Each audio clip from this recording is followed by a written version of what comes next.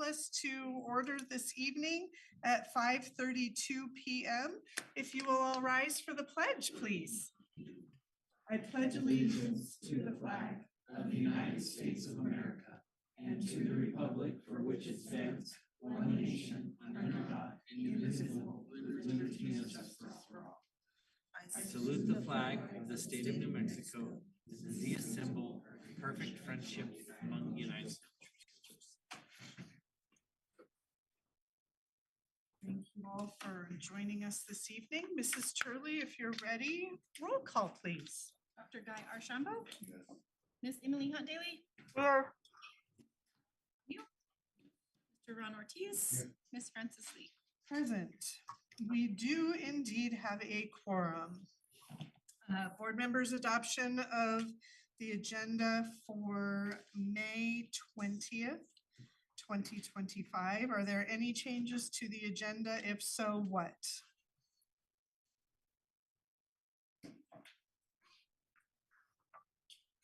All right, Superintendent Widener. I recommend that we approve the agenda of the meeting.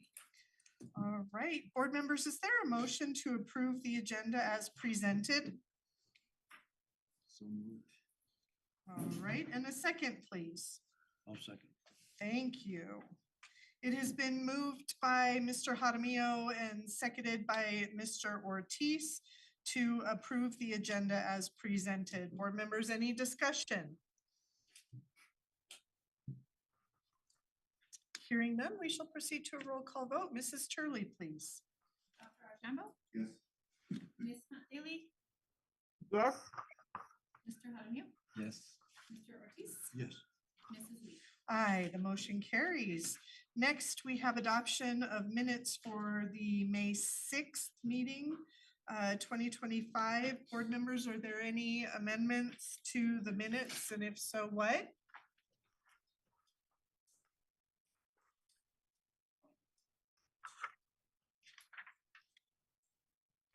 Superintendent Widener.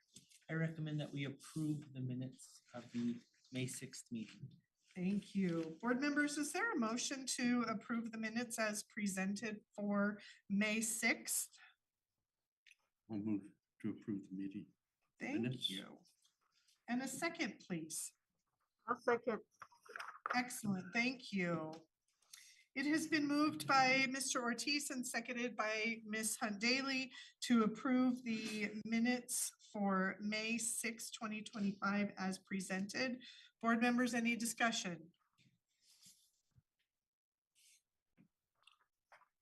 Hearing none, we shall proceed to a roll call vote. Mrs. Turley, please. Dr. Archambault? Yes. Ms. Emily Hunt Daly? Yes. Mr. Jaramillo? Yes. Mr. Ortiz? Yes. Mrs. Lee? Aye, the motion carries. Mrs. Turley, are there any citizens to address the board this evening? No. Thank you. There are no citizens to address. Next, Mr. Widener, recognition, sir. All right. You're up. Tonight is a great night. We're going to be recognizing some outstanding Grants High School FFA members that are competing at the state level and have earned awards at the state level. And so I would like to call Miss Cook up first, Carissa Cook. She is the chapter president of Grants High School FFA. And I'm going to ask Miss Cook if she can explain what a state degree is. You go, Carissa. So, we had to accomplish more than just the bare minimum. We had to get our green hand, our chapter degree before we did any of that. So that means we have to go through loops that we have to do. We have to go through so many different other things. And then, so like our green hand, we had to go through so much our freshman year, leading kind of up to sophomore year as well. Our chapter degree, I got my chapter degree, I want to say last year. Oh, he gave me stuff. He gave me a cheat sheet. Perfect. We have to be an active member for over 2 years. 2 years or over 2 years. What are you talking about?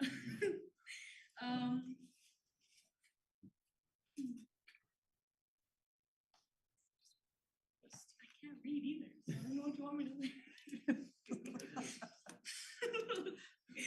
complete 2 years of ag class. So we have to be in an ag class so we can lead up to it as well. Have 24 hours of community service, show leadership through 10 cannot say that word, procedures.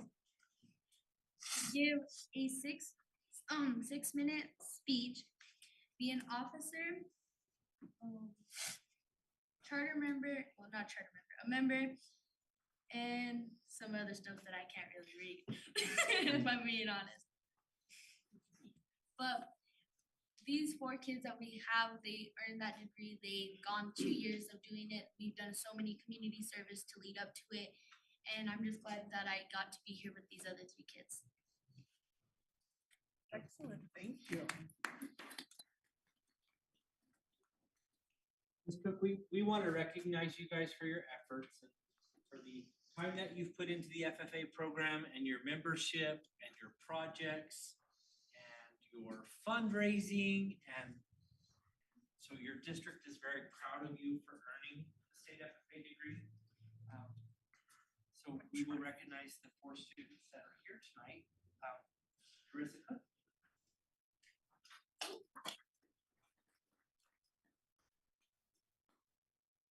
And everybody stay up there. Stay. Well, no, so they Do can one get at a their own time. picture. Maria Del Barrito.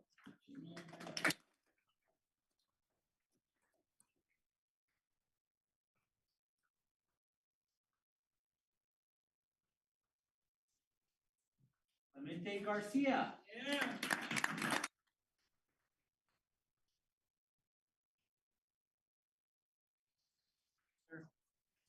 And the former president, Mr. Rico Valencia.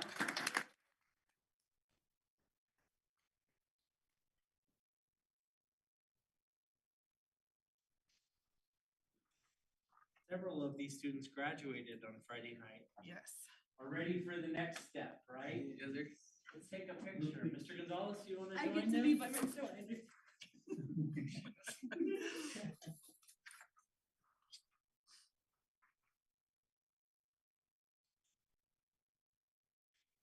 We wish you guys a great trip next week to your state convention. Mr. Reiner, you should stay down there. Yes, at this time, we would like to recognize Monica Ruiz. Monica, are you a 9th grader? Yes. Okay, Monica's a 9th grader at Grants High. Well, she will be a sophomore after this week. And she has qualified to go to state in the event called the FFA Creed. And so we would like to recognize Monica Ruiz.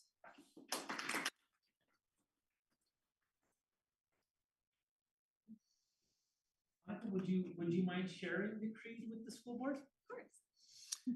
If you wouldn't mind standing at the podium for us, just so that we can video. No pressure, no pressure. She's supposed to move for this. Oh,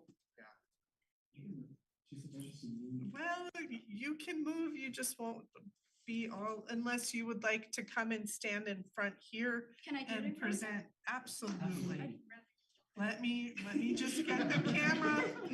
Let me get the camera and you can, perfect, beautiful. Let me back us up a little bit.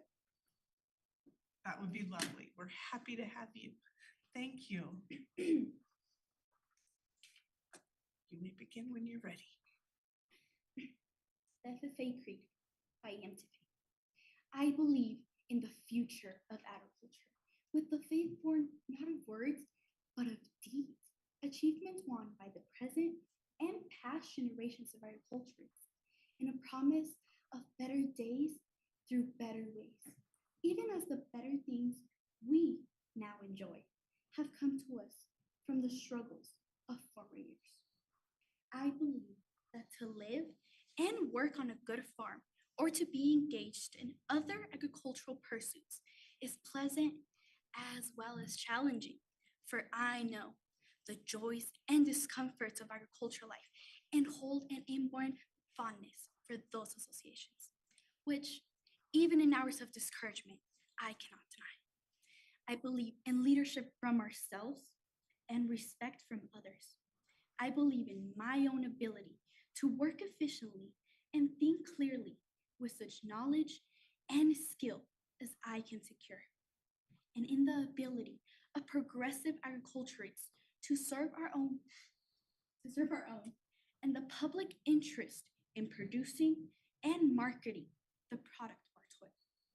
I believe in less dependence on begging and more power in bargaining, in the life abundant and enough honest wealth to help make it so for others as well as myself, in less need for charity and more of it when needed, in being happy myself and playing square with those whose happiness depends upon me.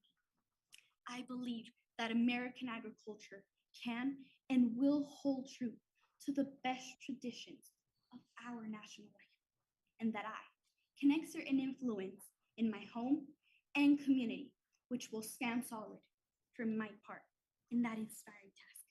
Thank you. Excellent.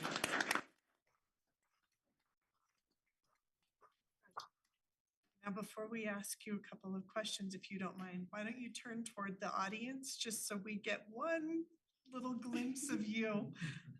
Perfect.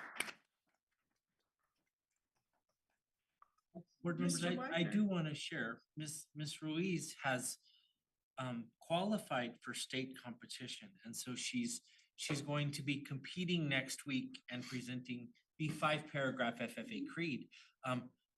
She's already qualified for national FFA in the fall in Spanish. So she will present the FFA creed at she will compete at the national convention in Spanish. So we're very proud of her. Very, very proud. Yes. Excellent. Ms. Reese, we'll ask you a couple of questions. That'll help you prepare, right? Yes. Okay. Monica, have there been moments as an FFA member that you have felt discouraged, and how did you overcome those moments? There's been moments when I feel like I don't want to do something because I don't feel like I have the capability to do. But FFA has showed me that these skills will help me in the future. This is something good for me. It will help me improve. And by going to these events, by doing all this stuff, it will help me in the future to be ready for whatever I do. Thank you. Very good. Monica, what does it mean to have a faith born not of words, but of deeds? Well, I believe that in the actions that we take, it's from our values. It's from what we learned, from what we've seen. And by taking into accountability all the stuff that we've done is how we improve. So let's not look at all the words we say, everything we say. Let's look at what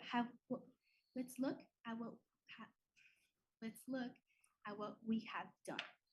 And that's what represents us, our beliefs, and our values. Excellent.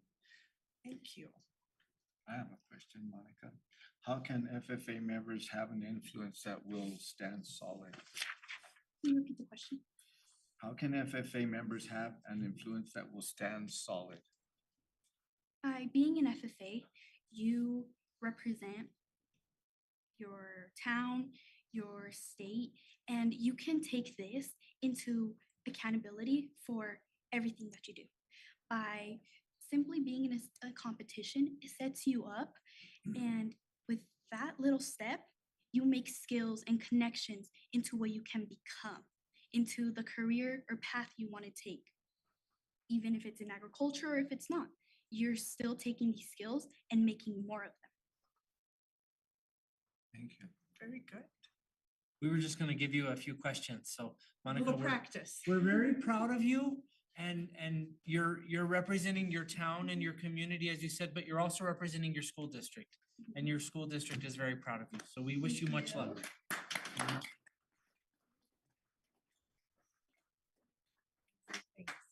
I'd like to hear it in Spanish. Right? She says, no, not right now. Oh, very Is good. Spanish your first language, Monica? It is. Very good. So you were very fluent in Spanish? Yeah. That's wonderful. We're proud of you. Thank you. Good job. Good luck. Mr. Weidner, that concludes our recognitions. We're ready for you and We're ready for presentations, sir. Presentations, okay. The reason we're having an FFA themed night tonight, they're getting ready for their state competition and they have been awarded some donations from some grants, Cibola County Schools alumni. And so the Sam and Marita Wilson graduated from Grants High School, I believe in 1978. And they have donated $1,100 to Grants FFA. And we are going to consider accepting that donation. Mr. Gonzalez, would you like to say anything? Sure thing. Mr. Superintendent, members of the board, thank you for allowing me to be here this evening. Our paths have crossed quite a bit this year, especially with all things related to FFA. It's definitely a big passion of mine, and more than anything, I want to share this passion with the kids that are sitting here tonight, and that includes the state FFA convention. So Sam and Marita Wilson were FFA members back when Grants FFA was in operation during the 1970s.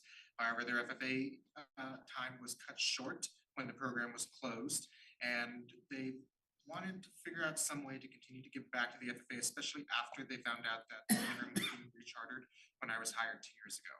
So last year during their class reunion, they collected money from their classmates to the intent of donating to Grants FFA.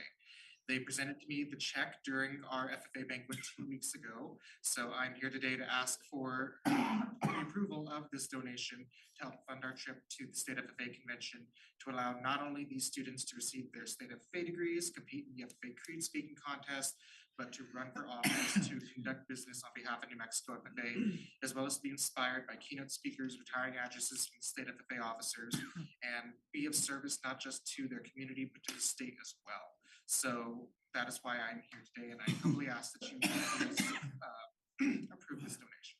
Okay, well done. Do you want me to go get you water, sir? Okay.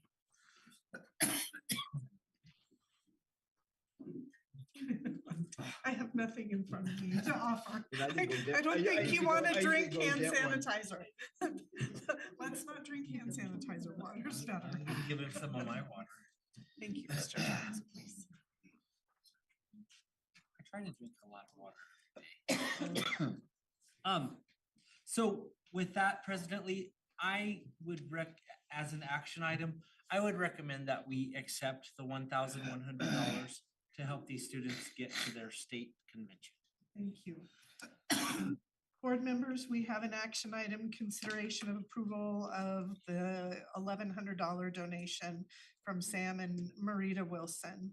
And board members, is there a motion to approve the $1,100 donation from the FFA alum?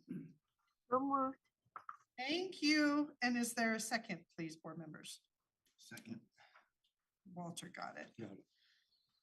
Excellent. It has been moved by Ms. Hunt Daly and seconded by Mr. Jaramillo to approve the $1,100 donation from FFA alumni Sam and Marita Wilson. Is there any discussion, board members? All right, hearing none, we shall proceed to roll call vote. Mrs. Turley, please. Dr. Ashambo? Ms. Hunt Daly? Yes. Mr. Jaramillo? Yes. Mr. Ortiz? Yes. Mrs. Lee? Aye, motion carries. Have a great trip. Excellent. Keep representing us well. You all have done an amazing job, and congratulations to seniors. We'll miss seeing you here next year, but know that you are on to good things after you have left the ship, I should say, right?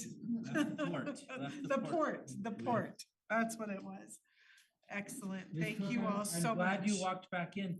Our next presenter is her first name is Carissa. Spelled very different than yours, but her first name is Carissa. Our next presenter is Miss Carissa Stone, who is going to be talking about our GCCS bond sale results To get us back. and reporting how that worked. Hi Welcome, there, Miss can you guys hear Stone. me? Yes, ma'am. Awesome, wonderful. I do have a presentation to pull up, but it doesn't look like I have the ability. Oh, there we go. Sorry. Okay, just kidding. So good evening, Superintendent, Madam President, and members of the board. My name is Carissa Stone, and I work with Kaylee Weimerskirch at RBC Capital Markets, and we serve as the district's municipal advisor. Preparation meeting will be discussions, one to renew and stating the board's intent to maintain tax rate at $9.76, which will be prepared by the district's bond counsel, Modrol Spearling. Before we get to the discussion of the resolutions, I do have a brief update on the outcome of the district's 2025 bond sale, so I will share my screen now. Wonderful. Hopefully you guys can all see that. Starting off, the district sold $5 million of general obligation bonds with the New Mexico Finance Authority on April 28th. We are scheduled to close this coming Friday on May 23rd, which is when the funds will be available for the district to spend on voter authorized projects. The maturity schedule of these bonds starts in 2025 and goes through 2038. They are callable 10 years after the date of closing on May 23rd, 2035. True interest cost came in at 3.072%, with total interest of $686,000 for a total debt service of $5,686,000. Here's a detailed debt service schedule for the 2025 bonds. We utilize the district's excess collections in the debt service fund to structure a $1.5 million payment upfront, ultimately saving the interest costs throughout the life of the loan. The district also received disadvantaged funding of $500,000 at 2%, which is reflected in the 2036, 2037, and 2038 maturities. That does conclude the summary of the sale. We are very pleased with the results and congratulate the district on a successful sale. I'll on the sale, and if there are no questions, then I'll move on to information about the resolutions. Board members, are there any questions? Okay. All right, thank you for moving on. Appreciate that. Absolutely. Thank you. As I mentioned earlier, the district's SB 9 mill levy is up for renewal. The 2021 resolution gave the district authorization through tax year 2026. Since we cannot go out for election in 2026, we are going out now so there will not be a lapse in funding. With voter approval, the 2025 resolution gives the district authorization for tax years 2027 through 2032. Due to school districts only being able to go out for election on odd-numbered years, the next renewal will be in 2031. Additionally, there will be a tax rate resolution, which is new. Recently, in tax rate setting with PED, they have asked for documentation on what school districts want their tax rate to be. In response, we've been asking school districts to approve a resolution which states their intended rate for the coming year. The resolution would state for tax year 2024, the district's tax rate was $9.76 and states the district's intention for the tax year 2025 rate to be $9.76 again. I do want to clarify that this does not guarantee what the tax rate will be, but it puts forth our intention of what we want it to be.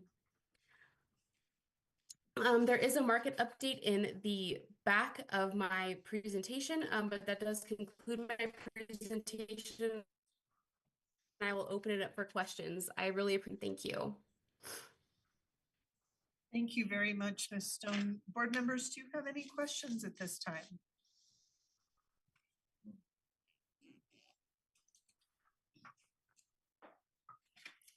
Luckily, you have some seasoned board members that are familiar with how this works. So you Absolutely.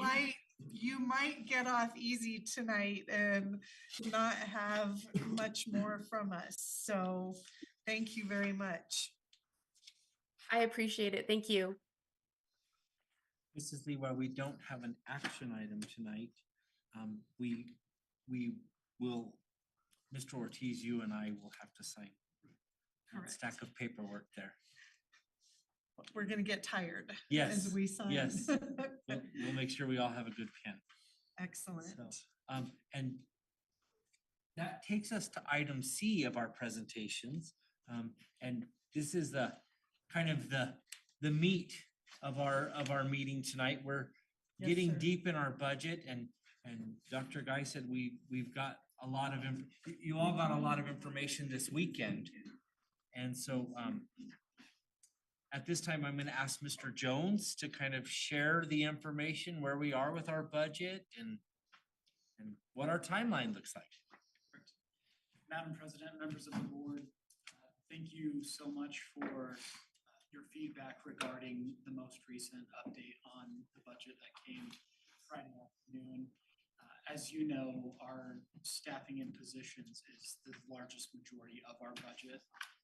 That's what our operational money is spent on, and that's really what PED looks for first, to make sure that we are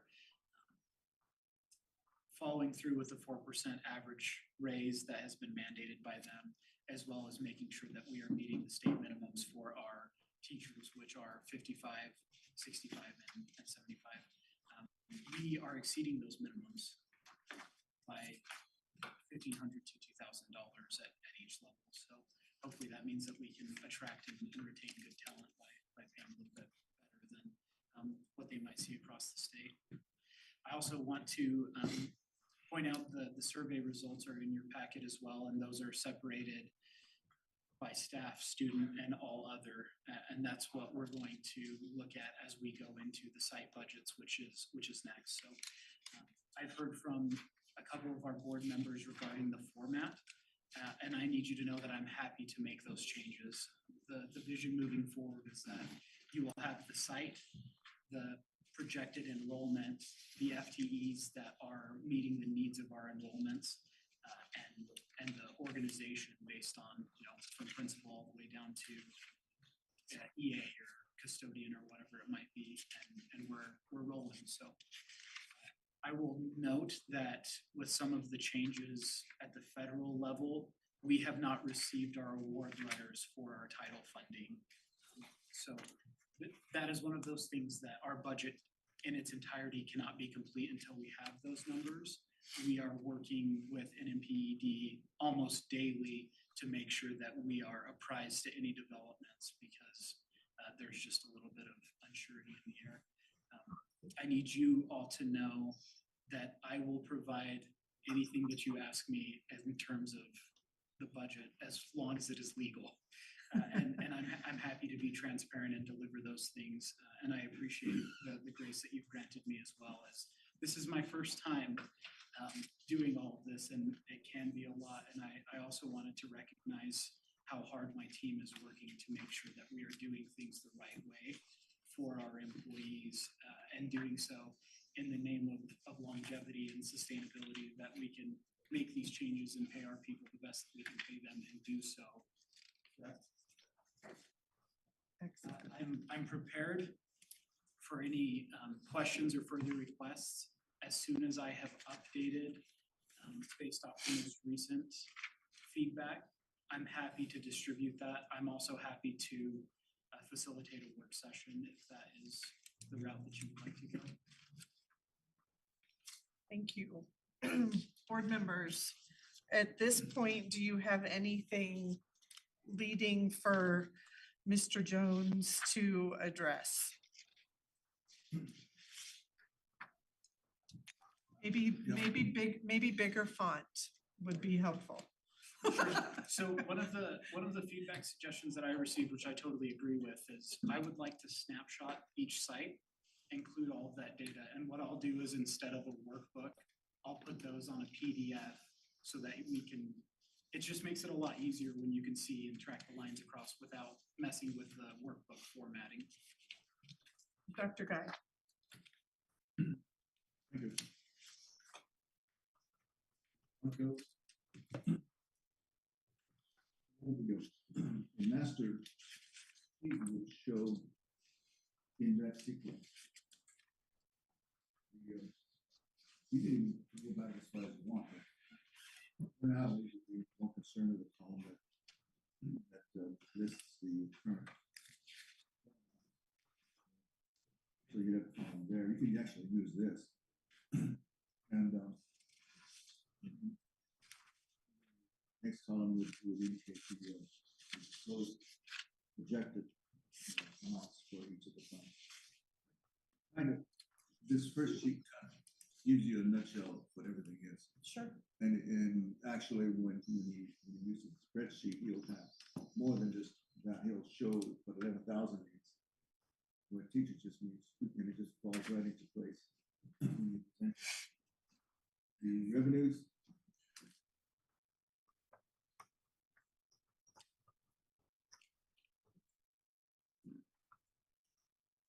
You're saying that we don't have the final numbers on some of those. Correct. Okay, and we have them. Which ones do we not have? On We don't. revenues. We don't have any of the title funds. So titles 1 through 6. And we're working with Dr. Martin to make sure that we get those dialed in. Perkins was another one of those things that we use specifically for CTE, where we got an email from them last week that basically said, no. And PED is really good about giving kind of best rule of thumb. So that million last year, assume 900,000 this year, build your budget around that. And then if you get a million again this year, you only have to adjust 10% versus 50% or whatever. So that's kind of the rule of thumb that they've given us. So we've already started fleshing those things out. They're just not finalized. I'm happy to share progress on the title funds as well. That's something that we work really closely with Dr. Martin. And there's even updates that have happened recently. So. I'm looking for I'm trying to find it. I can't read that. I agreed. Is it on It's there? just too, it's in the board drive, correct? Right. It's in that board packet that we got, the folder, the drive. That's what do you want me to send that to you? I probably can do that pretty quickly. Somebody other junk on here that, you know, want me to buy a car. Board members, as I mentioned in our meeting last week, we are prepared for a deficit. We are Mhm. looking at how to overcome that deficit. I want to make sure that you guys are apprised of our organizational chart, and we're trying to refine the funds there and really kind of make sure that we're putting our resources in the classrooms. And so I'll make sure that we get you that as soon as that's got the financials attached. Did you find it, guys? I'm trying to check. You don't have your laptop open. You sent it. You sent it more times. Right. I just need to I'm trying wade to. through this again. I'm trying Should to. be able to just share it. Chanda? Mhm. Okay, I'll share it. Just within a half an hour, you get 20 more Yes, easily. items. And so You should be able to Try share that it in the drive. link. oh, that's all. So the ones you're talking about are the Senate bills and House bills that ain't solid, or? No, so like, and Dr. Martin is the master on all the titles. So like Title VI funds our Title VI liaisons. It's a dollar amount that we know that we're getting so that we can fund those positions. They're not saying that it's not coming. They're just saying that it's not coming yet. And they're late is basically. So you assume that it's going to be there at 90%, but That's so it's, I believe Title I is PD, like for professional development, so I that's got it to you, sir. super broad, so those are all I shared the the full federal, packet. the federal funding that we are waiting on. Let's. And Dr. Martin, if If you I want, may- add something. Yes, please, we're happy to have you add, sir. Madam President, actually, the sped budget just came out yesterday. Wow, That's how late the how budgets behind they are are. actually coming out. And as far as the title programs, our application has not been approved yet or substantially approved because that will happen when the bars have been Resolved. Yeah, no, the bars have been put in. Oh, okay, And all that. for this year. And I'm working, I'll be working with Miss Wilson this week to complete all that. But, if you want to get a ballpark of how much Title I monies we're getting, it's about 2.2 million. Title I, Title I is about 2,220,641. So, Madam President, yes, sir. you would ask Super Mr. Wayne, thank you. what are we gonna discuss tonight? Any additional information here, or do you have us to pose some additional comments or questions? Of course, I think Mr. Jones would like to get your input and how you guys would kind of like to see those resources. Well, and I think the preliminary, what you sent us is, as you just said, 70, 80% in that range of our total budget. But so we probably, even though you have our responses and everything, probably we can't go into the nitty gritty because we don't have the nitty gritty. But I think We're solid. what you could do for us now is give us a synopsis, Mr. Jones, of where we stand with the budget and what the prediction of the shortfall is and how we're, meaning you and Mr. Widener and your team, are going to be addressing what those shortfalls are. I think that we as a board, as a district, as a community, as a state, are all hearing the chatter about, things are being withheld from us. And so probably what you could do for us is outline, and we won't hold you to every number on that outline because we know things are still coming in. But if you would outline for us where we stand in the process and what still is coming, because the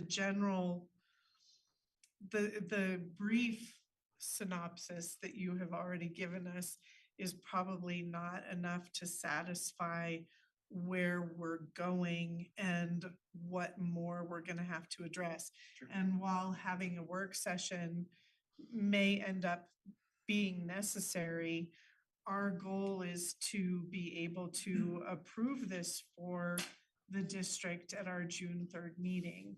And so I think if you can walk us through how we're going to get to that point, that will help all of us and our community know what's happening, sir. Okay. Yeah, so I can address a little bit of that now.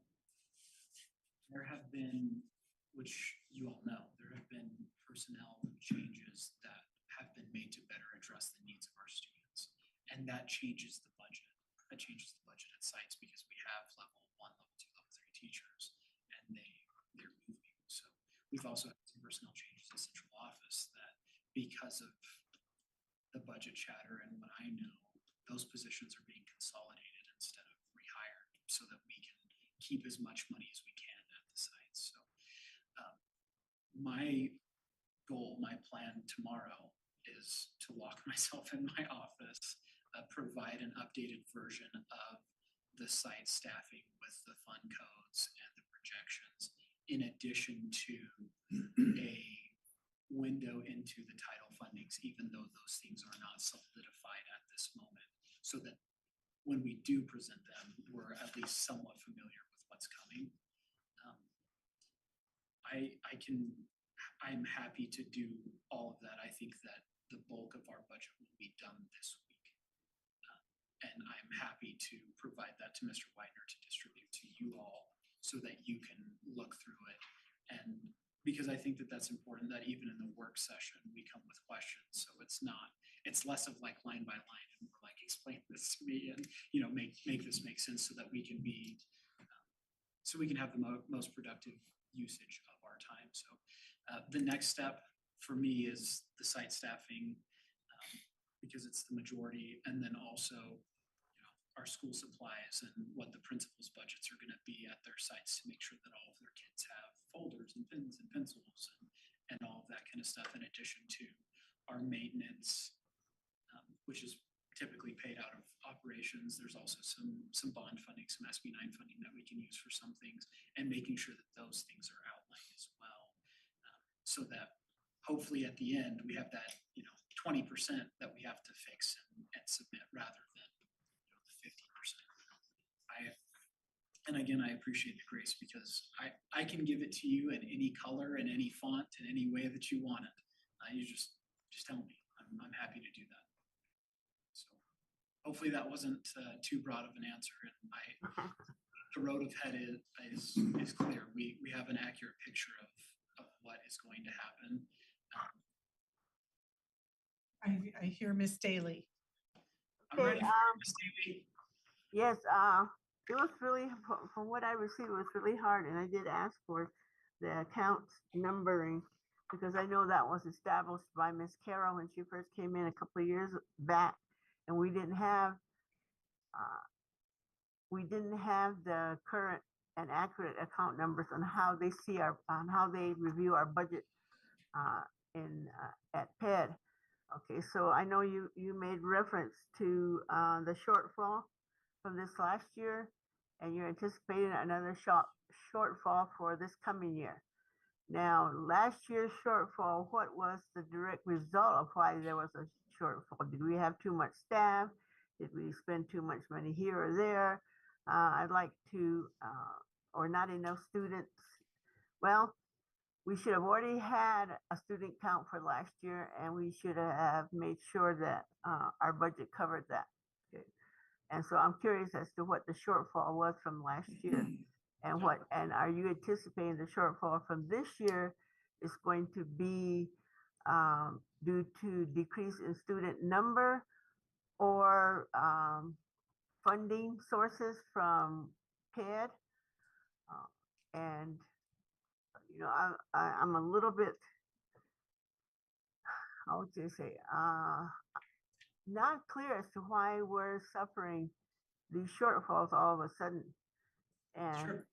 and apparently I'm very unhappy with our audit report because it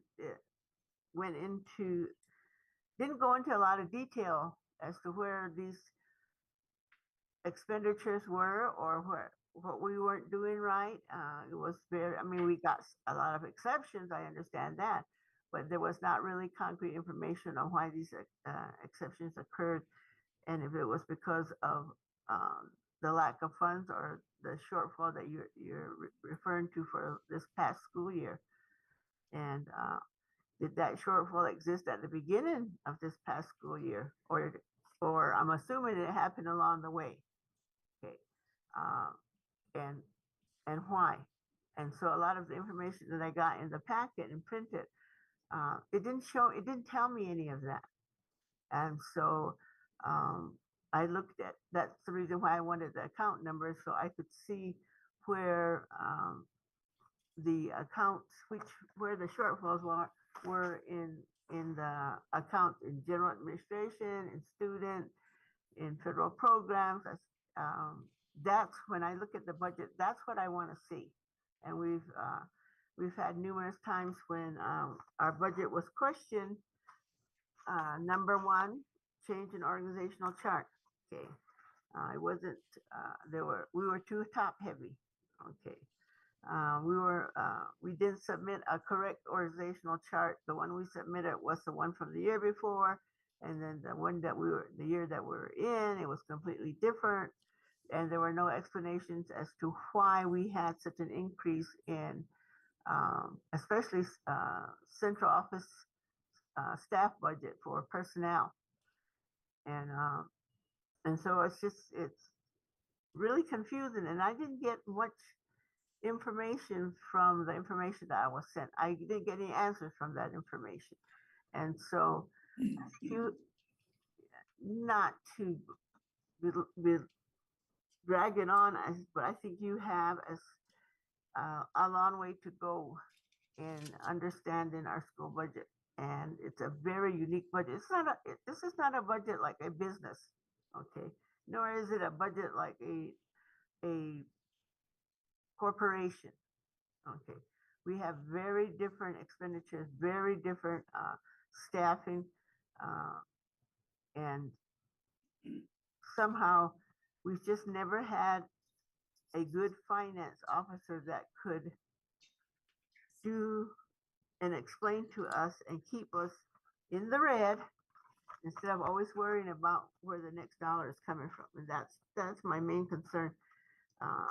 And that's why I used to always want budget reports and building reports and stuff like federal programs reports so that we could keep on top of these expenditures. And there's just a lot of I know we got all these ESSER funds and all this stuff, and I know we're not getting that again. And so I need explanation. I need more detailed explanation.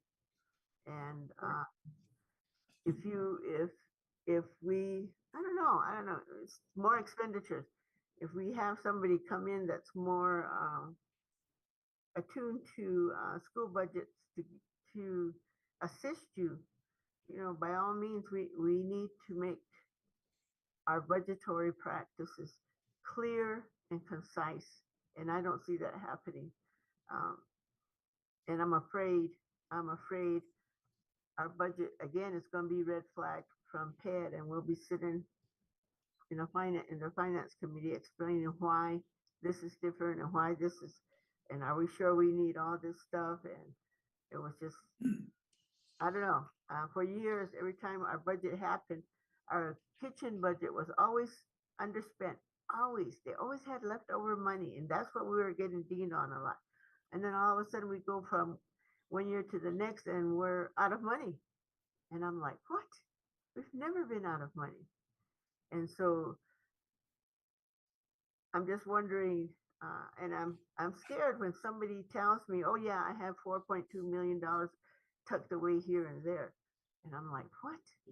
I says, that's not possible in a school budget because we're held to exact figures, exact numbers, exact budgeting, and we don't have those gray areas that a business budget might have or a corporation's budget might have, or even a small entrepreneurial budget. Our school budgets are very concise, detailed, and that's what I'm looking for, and I'm just not getting it. So if you need assistance, Mr. Cooper, by all means, I'm pretty sure, I don't know if Carol's available now, but I'm pretty sure we could find help to go through these numbers and find out where are we going wrong? What are we not looking at or not taking into consideration? I know that's a long explanation for what I want, but I apologize. But I just think we need more help in being able to get the answers that we need, not we're looking for, but what we need in order to submit our budget to PED. And we're running on 0 hours from what I understand. And so by all means, if you need assistance, if you need help, by all means, ask for it. Don't wait till the 0 hour and then say, well, I didn't know how, I wasn't too sure how to get it done. So that's it. Thank you for sharing your concerns, Ms. Staley. I'll touch on some of your points. In terms of getting me help, there is not a more qualified person in the state than Cynthia Wilson in building the school's budget. She has been totally compliant and in a lot of ways is the guide for me when I have questions. She's frankly irreplaceable and she's helping with this. She has been through a number of finance directors and has kind of evolved as the need has changed. So I appreciate the support in that manner, but we're good. Additionally, this year, the budget has been interesting because it's been a year of adjustment where school districts were absolutely flush with cash the last few years due to ESSER funding. We spent every dollar. And now you get to this position where it's kind of like Pandora's box. All of those things that have been out and have been extra, you now have to put back in the box. So it's not necessarily a budget shortfall, it's a correction on culture. You go back to the way that things were when you had the budget that you had. Our total SEG, and I'm happy to provide the 910B5 from this year versus last year, so you can see that that money that we received from the state, our projection for next year is the lowest it's ever been. So the state makes the justification that says if your student population is less, your budget should be less. And I'm happy to provide those forms to you as well. And if you want detail, that's where it all comes from in terms of all of the funding for our GO account, which is the majority of our budget. I am anxiously engaged in this cause. I am a rule follower. I will make sure that we are done. I don't see how PED can red flag us when they are working with us so closely. So I don't want to blow off your concern. I think that your concern is justified. I just want to say to you and to the board that I will do it by the book. We will do it the best for our students, and I will justify every dollar. That's just the person that I am. And full disclosure, Ms. Daly, it pains me to give the budget in this state because it is not totally finished and it's not totally complete. I'm the person where I make sure that my gas tank is totally full and it is rounded to a whole dollar amount. I love exactness. So for me to roll out something that we don't necessarily know 100% determinable is hard for me. And I'm doing so that you can see the process as we move forward in this budget season. So what you have today and what you have, this week, Friday, will be vastly different in terms of as we go down this process, you will have more and more detail. It will be every line item that you need. And I'm happy to do whatever needs to be done to put you at ease, but my word is as good as my deed, and we'll get it done, and we'll get it done the right way. And again, wonderful team. Dr. Martin is the best to work with all of the title stuff and has a lot of experience with that. Cynthia is facilitating a lot of like the IDEAB budget. They'll sit down and they'll start and finish that tomorrow as well. So we're really just lagging because we don't have all the information to build it 100% at this moment. Will you talk a little bit on why there is a deficit? Because and it's my fault for using the word shortfall. Yeah. That was my fault. And deficit is, Emily, thank you for bringing up the word shortfall.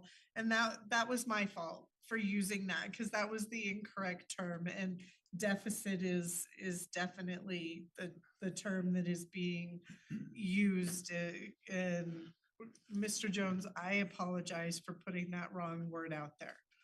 No, no need to apologize.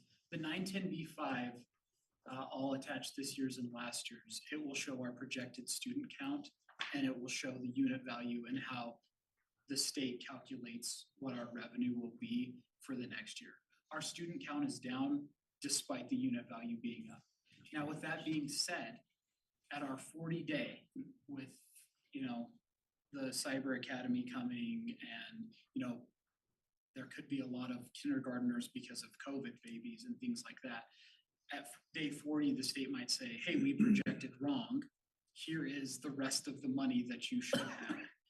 I'm preparing for the worst. I'm preparing for us to get it, day 40, and they say, well, actually, we overpaid you. So I'm just making sure that we have the necessary guards in place so that, in August, September, October, I guess, September, October, we're not panicking because we have less money than we thought we were going to. So there's about 300, oh, sorry. I was just gonna ask, so do we know what our unit value is at this point or no? Yeah, I can send it to you an email. Offhand, I think it's $6,250.66. I thought it was 85, not 50. That was what we, 628566. I think that's it. Okay, and that's, the state, and if you're listening, state, don't hate me. The state, all of our budgets are technically due April 15th. And then we get that unit value on the 11th. So they give you 4 days. And then, we found out that what the sped budget was yesterday, which was after our extended due date. So PED has been very vocal with us that, hey, as long as you're working on this and as long as we can get it done by July 1, we're happy with you and we're happy to work with you. So I'm all for aiming for that June 3rd. And you indicated that you are in literally daily contact with our PED Correct. budget person, Correct. liaison, agent. And as Dr. Martin stated, we clean up this year's what we build next year's as well. So it's just a little bit of a process and a little bit of back and forth to try to figure things out. In addition, as Ms. Daly brought up, making sure that our corrective action plan is accepted by the entities that are awarding us that money at the federal and the state level so that they will give us money for this next year. One of which was an audit finding regarding employee pay and USDA. So the state has approved it. We're waiting for USDA to basically say our fix is acceptable to them. So those are the things that we try to get taken care of so that we can. So do we have a number on students that we've lost or? Yeah, so I know that hurts our unit value. it does. So I'll ballpark, and remember the unit value is used in a long equation based on the age and the grade of the student and all of these other factors. So I would say in the last year, we have lost somewhere between 60 to 70 students.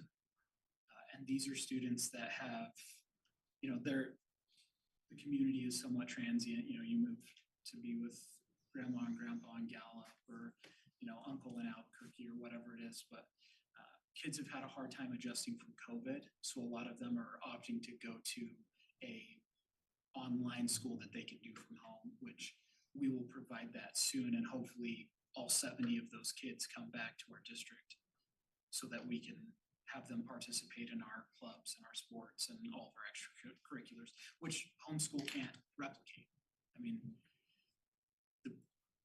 In my opinion, the most beautiful thing about public education is all those extra things. And, you can actually take somebody that maybe otherwise would not have these opportunities, and you can take them to Mexico State or UNM to tour a college campus so that they can get out. The updated SEG unit value Was I close? is, you were closer than I was, is $6,553.75. So 6,553.75. Board members, historically in Grant Cibola County Schools, we start our year very strong. We have an influx of kids that come and enroll and then we get to the 80th day and that kind of drops off. And so our hope is that we can get those kids enrolled at the Cyber Academy on our online program, bring those kids back into our district and keep our kids here. And so So, I'm sorry, so who would work to help get those students back? Dr. Martin. Okay. Dr. Martin's the leader. He's going out recruiting this week. And Cause it's gonna be tough, yeah, I'm So- sure. What I'll say is, I think with the people that have signed up through Dr. Martin, in addition to some of the conversations that I have, I think we already have 10.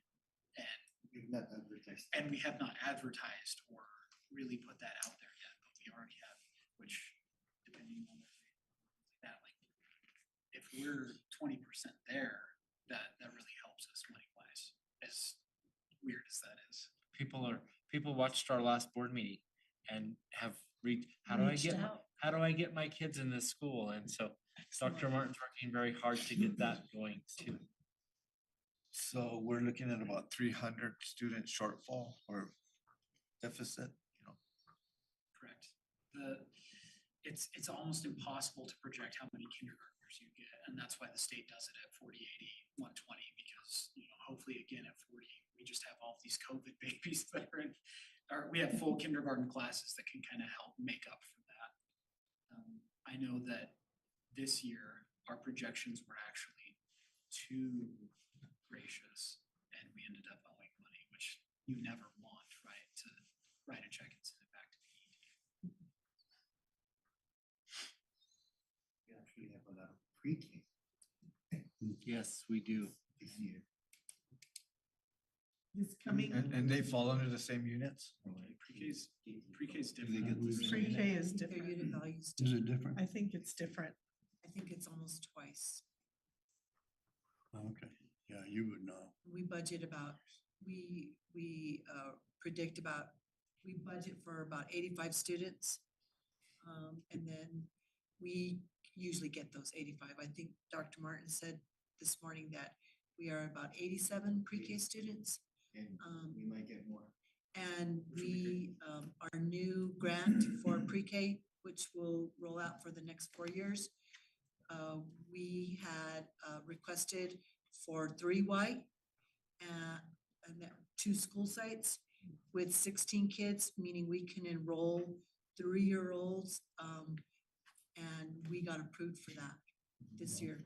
So next year, we're hoping to get funding for 16 additional 3-year-olds and run 8 students at 2 different school sites, which is, we used to have 3Y at Milan, and we're hoping to bring it back. So I'm sorry, you were saying that it was almost double 15,750 The unit. for pre-K. I think it's, yeah. So that's just what I pulled up. And we used to So- pay for the 3Y program. at Does the it take city. does it take 2 teachers? Well, yeah, Depends on the number. it depends on the number. So if we have 8 students, and these are just general population students without disabilities, we can do 8. So our ratio will change if we get those 3-year-olds that have come in to us with disabilities. We get those as referrals, then the population will go down a little bit. But I think this is really great to bring in 3-year-olds. The speech off, because at that age they got yes. mixed up like their language. Yes, and so we do. But this year we get funded for them. So we've run our 3-year-old program at Mesa View, but we have not been able to get funding back from them for that 3-year-old population. So we've provided that service, but we have not been reimbursed for them. Whereas the 4-year-olds, we get reimbursed. So next year, we will be able to request reimbursement for our 3-year-olds. Thank you for that clarification. Appreciate that. All right, are you ready? Yes. We have to recognize, I have to remind myself how important the budget is. And what's the ballpark total budget for the current year? SEG or No, the whole budget. everything? Well, the whole budget's probably 55. Okay, so $55 million. Sold. That's one of the largest budgets in the city, in the county. Sure, county. So it means that our role as representatives of the community is to ensure that we comply with all the regulations and do it the way that the state wants us to do. And so that we do get the money. And it looks like they've changed the timelines on us quite a bit. But what is our role in this? What are we supposed to be doing here? He knows what he's supposed to do, what his staff's supposed to do, but what do we do? And how do we fulfill our responsibility? There are two words: review and approve. That's what our responsibility is. That's what the state says. That's what it says in all the states of the United States. It's the board's to review and you to review and approve. Approve what? Approve how the administration says that it wants to spend the money. So it means they kind of come to us and say, this is how we want to spend the money. We have to ask some questions. If we don't ask any questions, then we should be done with it in about 5 minutes. But if we're going to ask questions, why would we ask questions? What would be the role? What is reviewing? And finally, I guess it means that if you look at everything that they say to us, what the budget is, the whole spreadsheet and all that, and then we pose some questions in our review. What questions do we ask? That's what the public wants to know is, what questions are you board members going to ask about this budget so that it leads you to saying, okay, this one's good to go. And then when you leave, then you say, I did a good job and I approved the budget. And someone comes up to you and says, what did you approve? Or someone comes up, how come we don't have an extra this or that? So we need to be able to explain it. And what the budget is, as we all learned, is 80% is salary, 80 to 85% is salary. Do we know what those positions were? Do we accept the word of the administration that this is how this is correctly done? And so you just need to approve that the numbers were put in the right amount, it all balances out. I think there's more to our job as a board.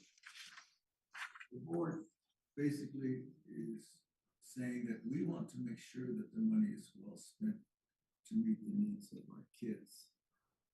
And how do I know that it's well spent? Because of what they tell us, what they show us. So I don't think I've always been very responsible in doing my job in reviewing and approving the budget. I can't even remember the first time since 2015 when I did that. And so I have a feeling that we didn't take too much time and we went and approved it and there we went. But all the literature about effective boards says you've got to do more than just that. You've got to know whether or not this is really going to, you have to take to heart. And act as a parent, in loco parentis. You have to say, is this money going to do the best job the way they said it's supposed to do? Do I have any ideas about how it should? Shouldn't I ask questions about that? So if you've got 300 kids in Cabarro. And you got about 60 to 70% who, maybe 50% who are not doing well. How do I know that the budget that we allocated to that school is going to do the job? That's what they need to tell us. What typically though happens in the years that I was at, we present the individual school budgets with the staff, with the fringe benefits, supplies, materials, and all that. It's almost always been the same. But we need to know more. Is this really going to do the job? What are you telling us about principals and Mr. Weiner? How this budget is going to impact?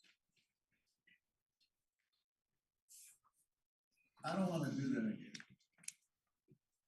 Basically, I think, first of all, we need more than, we need to have another meeting because we have not received anything we have not received enough information for the reasons he stated to generate a budget. We were going to spend a lot of time here. I thought we were going to spend much more time going through each one of the schools and trying to determine whether or not this is going to be the best way in which we're going to spend the money. We have the right as a board to decide whether this budget is we perceive it to be addressing the needs as we see it. It's supposed to address the needs, address the goals, address the priorities. We have not heard those yet. And I think that's what they're saying is that they're trying to generate that. Well, that's what we need. I'm just going to go back to my email, and I went back to one that I sent a year ago when we barely was not satisfied with how I did my job then. And I've seen you. I went through all the spreadsheets for FTE, and I told you that's the first time I've seen all of this in detail.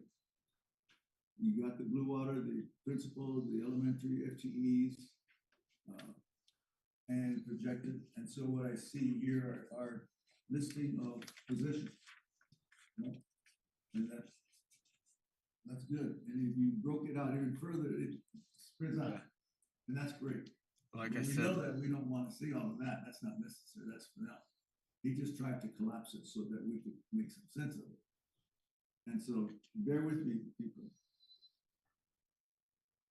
But I did not see but we do not have yet all the other line items that go down. So each school will be allocated funds for staff, will be allocated funds for supplies, will be allocated funds for every one of those things. Those would be also the federal support programs that are going to be in that specific school. We need to see that. We also need to make some observations about, let me give you an example. Many years ago, I remember there was a school that had a whole bunch of assistants. And the board approved it. I was in the board room when the board approved it. And my little school only had 2. So ultimately I went back and asked, why does this other school, with all these aides, they had to look at it, and finally they had to go back in the following year and say, I guess we need to reallocate the assistants so that there'd be a fairer distribution, because our school was in dire need. The academic performance of the students was really low. But why am I giving that example? It's because they're fallible. It means this is the best idea that they have about how to allocate funds. We need to ask the questions whether or not that is in relation to the needs, the priorities, and so forth. So when you showed each school, And I requested that we have a synopsis of their program, saying this is what, in other words, they'd be saying on the side here, here's your spreadsheet, here they have another section, say, this is how we spend money, this is what we're going to address, these are the needs of our kids, this is the goal they want to play, want to undertake. And there are certain programs, so tutoring or interventions, or things of that sort that are going to address, that are going to give us the good, real picture of what's going on with those, that money we're spending for teachers and aides. They need to say that. So that we know. And so budgets are not meant just to pay, budgets are not meant to give people jobs and pay salaries. That's not what we're doing. We're giving you money so you can address these needs. And you haven't told us what those needs are, but my gosh, you need to know. So there's room, what I'm doing is I'm showing him this. For sure. Oh, yeah. There's this, and then over here Yeah, would be yes, a sorry. page where they would show what they're gonna do with the money. They say, these are our goals, these are our needs, these are the kind of programs we're gonna have. We're In gonna this, have in this, tutoring in this school. in my His school. school site, yeah. So each one will have a snapshot. Okay? That's the first step. I think we tried to do it once with one of the business managers. Years ago. And that's what, and I gave you a copy of an article, it says school books, and it says, most board members don't do their job. Most board members are simply going through the motions when it comes to budget deliberations. They effectively approve enormously consequential decisions about how to deploy their district's mega budgets with limited discussion of the alternatives. Rarely do trustees discuss long-term impacts to the district's financial stability or to their primary mission of ensuring students learn to read or do math or whatever else. So it's not just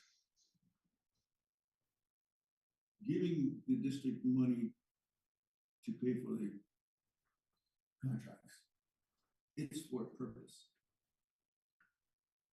We need to know, as representatives of the community, that $55 million is spent for these purposes. So if you have something brand new, that is going to, we need to see it. So I'm looking through here at barrels. And it shows FTEs, but it doesn't show membership, it doesn't show enrollment, that's what I meant. That a column would show this year's enrollment and then the projected enrollment so that we can see that the logic, the analysis you did for say kindergarten. If you have 30 kindergarten kids, then you will need to break that out and show us either 3 kindergarten teachers or some other combination, whatever the formula allows, and you place that in the board pack, the ratios are. And projections were there, they're just not included, but that'll be in the next iteration of that. So we want to see, so then we can understand why some schools may get more teachers in a certain grade, why some schools may get less because of the enrollment. That needs to be, so then it's more than just looking at, oh, okay, it's then understanding, and they can explain, so they can say, we lost some kids. And therefore, we're going to have to do some rethinking, and we need to tell you that. And that may be said in this section there, saying this is what's happening in that specific school. Or for instance, if they have a lot of absenteeism, then maybe we're going to spend some of that money on programs to help children, come to school. So we need to see that. That tells us more of why we're giving them, why you're basically, it's almost like them saying to us, board members, we want this amount of money. And we ask them what, and then they say, well, we want to use that money to do this or that. And we have to say to them that, well, your enrollment kind of went down. We may not be able to give you that much. So then they may have to say, well, we would like to propose something else, or you can say, well, why don't we do X, Y, and Z? And we put that there. So, If I can just interject please, by all one. means. I think there has to be a little bit of a happy medium. Because obviously what you have already shared so far is the bare bones, which is what you know right now. But I think that you also probably, because of what it takes to get all of this completed, you probably can't be too overly elaborate. So I think that, you know, what Guy is suggesting is spot on. We need to know, we would like to know what is going where and perhaps a justification of it. But I think that we also are super mindful of what you all are doing and don't want too much time spent on being too elaborate.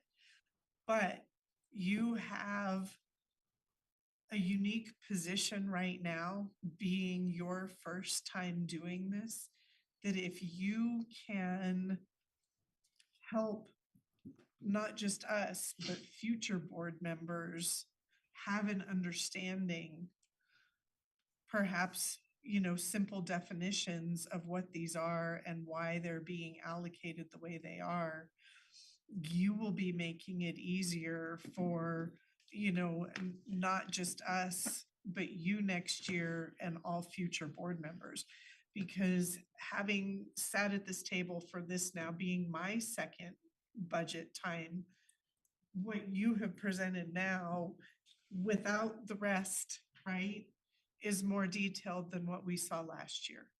And so that is gonna help us better understand where we are and what the allocations are and our school sites and their needs. You know, one of the things that we all heard a lot was, you know, why did we have to combine classes? Well, for grades, rather, numbers. You know, I mean, it's as simple as that. But you being able to show us that, we didn't see it last year. So that is gonna go very far into helping us do a better job approving, you know, the budget and understanding it. So Absolutely. I thank you for that. And Guy, thank you for And- letting me interject and offer a little clarity or clarification on what I was hearing. What I'm trying to articulate is that, first of all, you're gonna follow the structure that the state sends you, and you have no choice, because they're gonna, all you do is input, and then it's sent out to them. Correct. 20 years ago, we used to drive this equipment, and it'd take forever. This time, you're able to see it right away, and hopefully the budget person is going to be able to review it and determine whether or not you. They're not gonna be concerned whether or not you had 3 kindergarten teachers or 4. They're not interested in that. They're just making sure that you do, that all your numbers balance out the way it's supposed to. Sure. But I'm gonna go back to my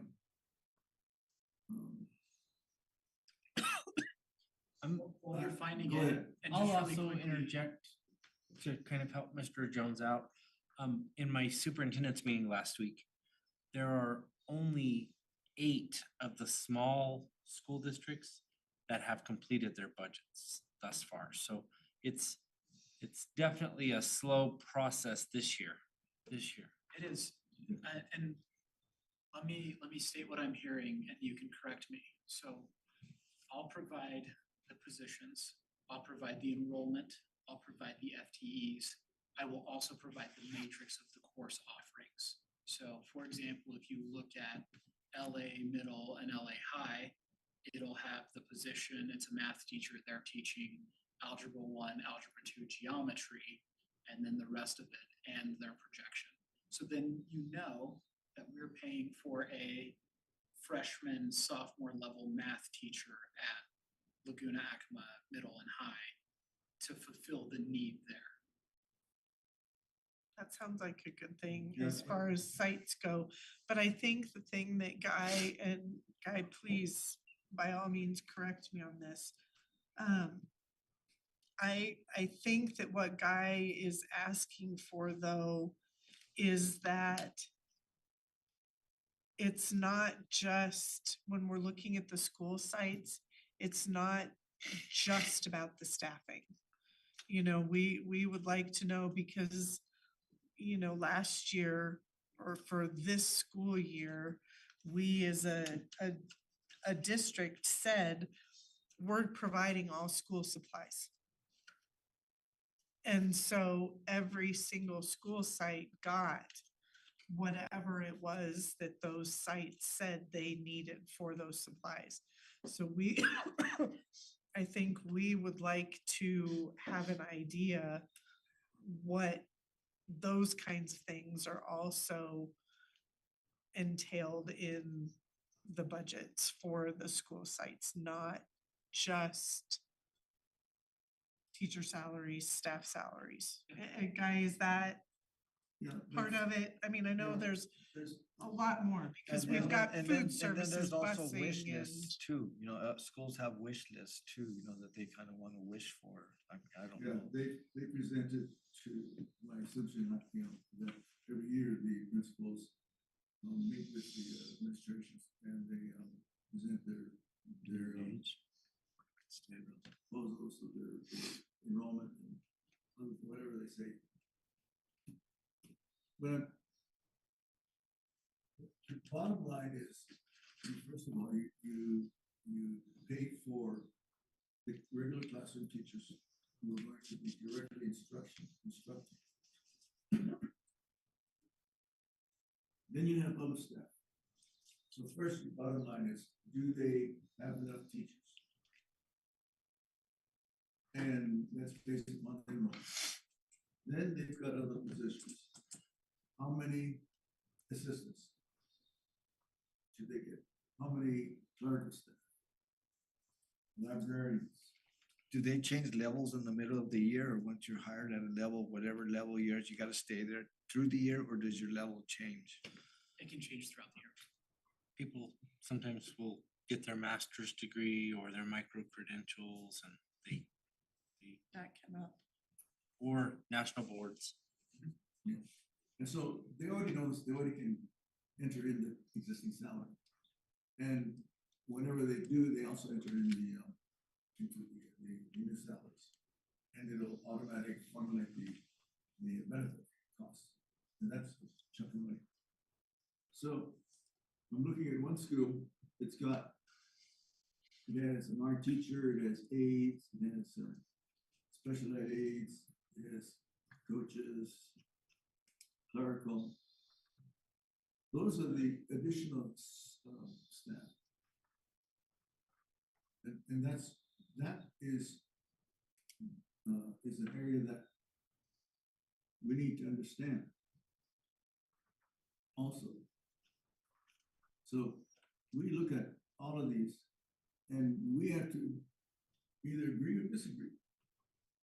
Did you know that you can't disagree with the administration? You can say that we believe that one of our priorities is something. And we believe that needs to be one of the critical areas that we want to explore, that we need to fund. And if they don't do a good job of doing that, then we have to ask them, you know, one of our goals is to address a certain need. And the way you have decided how many staff you're gonna have, what kind of programs you have, doesn't seem to match up. So that's one of the things. Also, But how do we know as board members if they're holding up the line? Because we're not supposed to know. The only one that should know is the superintendent. what, If they're holding their part. no. That It to- has to or- do with this need, not so much teacher evaluation. Performance. Yeah. Not No, well, but performance. that's what I'm saying. How do we know all that Well, stuff that's they're happening supposed at to the tell us. school? They're supposed to say to us that we have a great need in, say, reading comprehension or in reading. So we may need to have a reading specialist, they could say.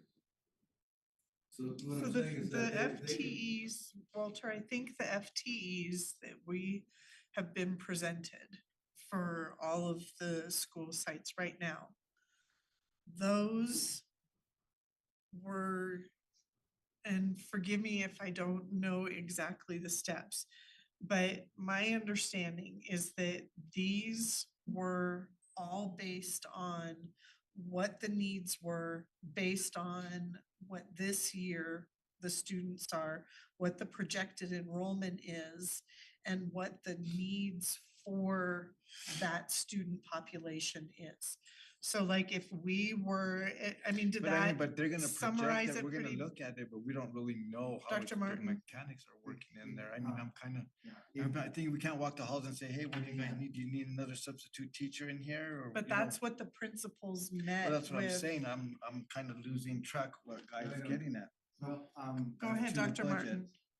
so going off what you said, ma'am, the FTE projections are based on numbers. Now, I believe what Dr. Guy is saying is additional FTEs based on need. Like for example, when we hired SSAs for Grants High School because their graduation rate, to have their graduation rate out. And those additional FTEs are based on data. So that's why data is important to look at. Like if reading is low at a particular school, maybe they need a reading interventionist. And so those are things that I believe what Dr. Guy is talking about. Does that help, Walter? Yeah, it's not the easiest thing to go because it's a large budget. I'm just looking at Grants High School. But what I'm trying to do is to help us understand what is our goal. And we actually have, we should do more than just say, it looks like we've got these many. We need to know why. We need to ask some questions about how this particular budget is going to address our needs, and we have to be the ones to decide if this is a good deployment or use of federal fund of district funds. And so it says here, when boards don't ask questions about the impact on learning or the distribution of sources, they forfeit the opportunity to send a public message that these priorities matter. So we need to base it on what the priorities are. And that's a dialogue we have to have. And I'm not feeling that last year we did a good job of that. This year, it would be wise for us to do that and spend some time making sure that we know and accept or propose alternatives to what is asked, because that's our role. Yeah. We're And I supposed to- didn't ask a lot of questions because that was new. We were learning a So lot. we, so I takes a agree, while. you know, Even we, even this year, even Sure. sometimes we don't know, we don't understand it. I was just sitting What back I've last done- year and kind of just, just watching how it Absolutely. goes. And So- trust in our accounting or, our staff. My feeling about trust and. But like you said, we need to look at it The more. proof's in the numbers, yeah. The proof is honestly. in not only the numbers, but in the need and the priorities, How the numbers are. the goals. Is this the way, is this going to achieve the goals that we want? Now, I would suggest, Mr. Wagner, is that we're not gonna make the May 3rd.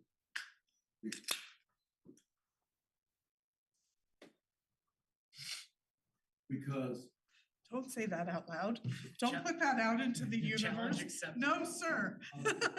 Challenge unless accepted. we get all this information beforehand. Your explanation that this is how we will address the needs, the goals, the priorities of each school. And actually that there is a program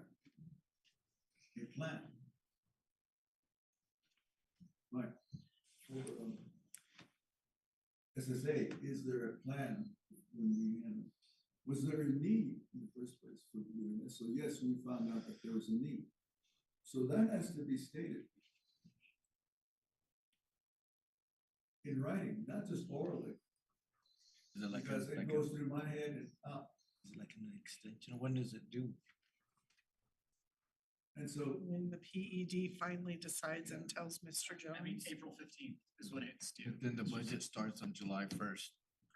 so it has to be submitted and approved before that. we've always submitted it in the first, on the first meeting in May. This year's. Very puts- different, Puts him in a disadvantage, yeah, very different. but it I like also playing seems from that they're a behind. bit flexible. What I'm saying to us is that we must make sure we spend the time to understand the justification for doing things. And so if you're making changes, we need to be able to hear what the changes are and why you're doing that. Where are you gonna get the money from? What needs are you trying to address? What goals are you trying to address? And so, since most of it is staffing, that means each school has its own little organizational chart. And so we need to know. We also are in a position of saying to you that we need to have less of this and more of that. Come up with some alternatives besides what you're suggesting. And that may not, it may make the administration unhappy, but if the board feels that it is, that we need to come up with some more options, then we need to have those considered before we can approve the budget. I've only known of one time in this district where a board member, where a budget approval was delayed because the board did not approve elements of the budget. Typically, we approve the budget. What I'm saying this time is that we don't just do that. We need to have you justify why we're doing it. That's why I wrote you that email that basically outlines some of the points I made. I'm just gonna go through some of them. One, I didn't see any, in your spreadsheets, I did not see anything about the central office, except for maintenance and some others. So that means there's quite a bit that wasn't shown. And that needs to be seen. It's under departments. Well, I did. The departments, let's look at that for a second. I could not find the board or the superintendent unless it did not, unless I'm just having difficulty in getting that up. And I didn't understand that. Let me show you. Proposed. I'm happy to break those out by department. I think it says it. I think you just have to scroll a lot farther. But it doesn't have. So did you go all the way to departments? All the way to the end. To departments? Yeah. Special ed, so we have some special ed. And departments. And so I'm starting with Business office, district nurses, federal federal, bilingual, human HR, resources, instruction, maintenance, way school down. nutrition security.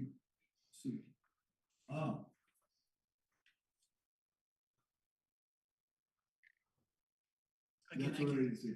I can break those out and just put business office, maintenance, transportation, special education. The superintendent department will be really slammed. And I'm happy to do that as well.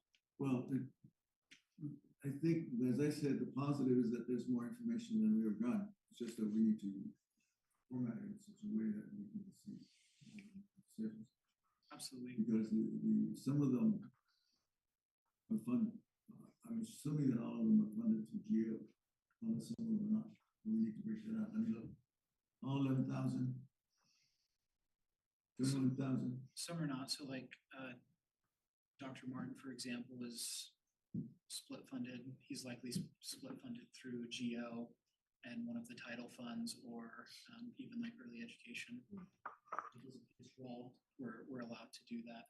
Well, that's why we need to see the organization, if it's changed. If it's not like it's changed, it's not like it's changed. So, Guy, would it be helpful? I'm just trying to piece all of this together. Would it be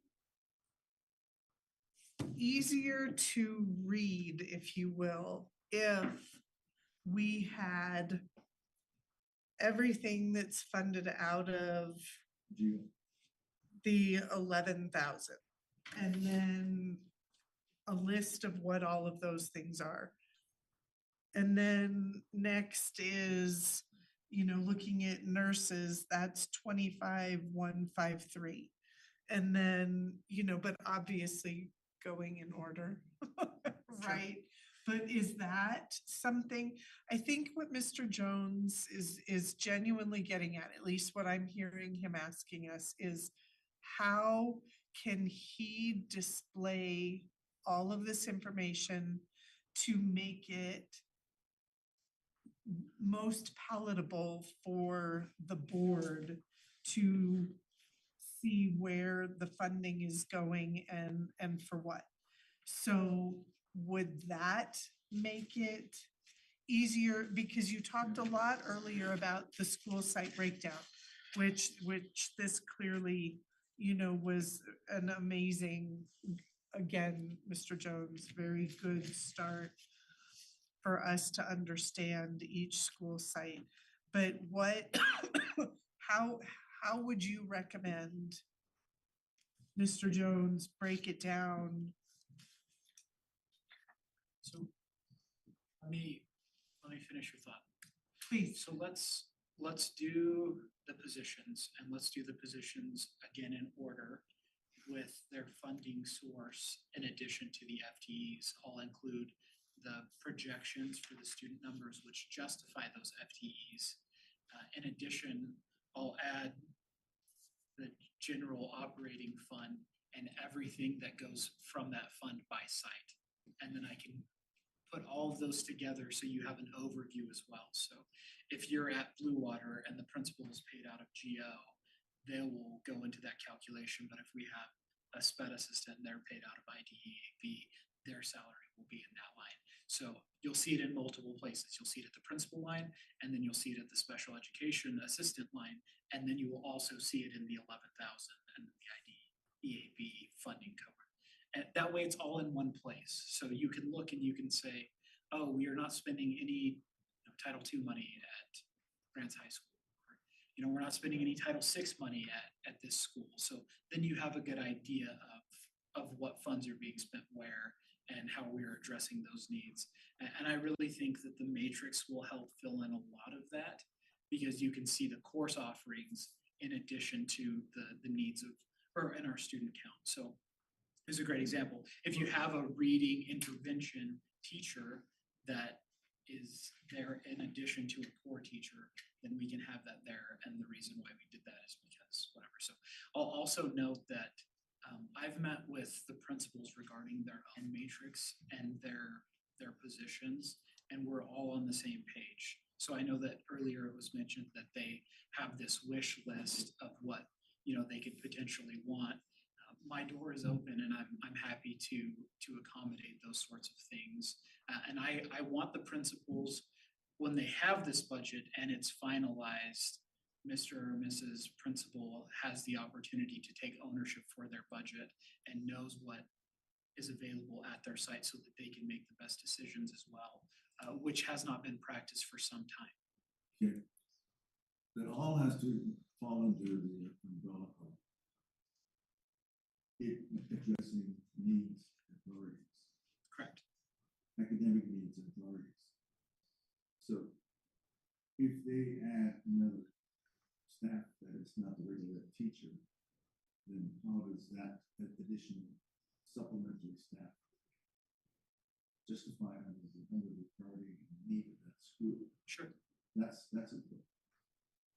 You have, I was looking back to, I gave you a copy of some years ago. And it was visually understandable. And it shows the previous year's projected, then it shows the current, and then it shows the projected, and then it changes from those two. If you have changes in staffing, we need to understand why. And so for instance, if they have 3 kindergarten teachers this year, and it's down to 2, then we need to have an explanation on site. Sure. That's what we need to see and understand. With new boards and even seasoned boards, that's information that will help us in the future. So this is the first time we've done it like this. So that's why it's a lot more. Because I went back and looked at last year's, and there's 2 pages. You've already exceeded that. And so what we're doing is we're working out a way to be more effective in presenting the full budget, the analysis, the justifications provided, how it's going to address needs. And that puts a lot more burden upon the district to do that, but it's absolutely essential for the board to think that it's doing more than what we did last year. We only took, I don't know, I haven't even counted the minutes. Yeah. If you put more information in and front load it, it's easier for us to be more efficient in our discussion at the actual session. And if we're going to do this, that's why I'm saying it may require an additional work session where we get as much of this information out. And then if we feel that we're comfortable, and this is your first attempt to get the full budget with all the rationale, then we should be ready to have a regular meeting where we approve the budget. That's my thinking. That's why I said if we may not be able to make June 3rd meeting because we may not have all the explanations prepared and developed. You also are likely to have new positions. The board must approve those new positions. We need to know what those new positions are. And that means there has to be job descriptions, a revision of the organizational charts of the schools and the central office to show this is what it was this year, this is what it's going to be following year. And are they actually new jobs?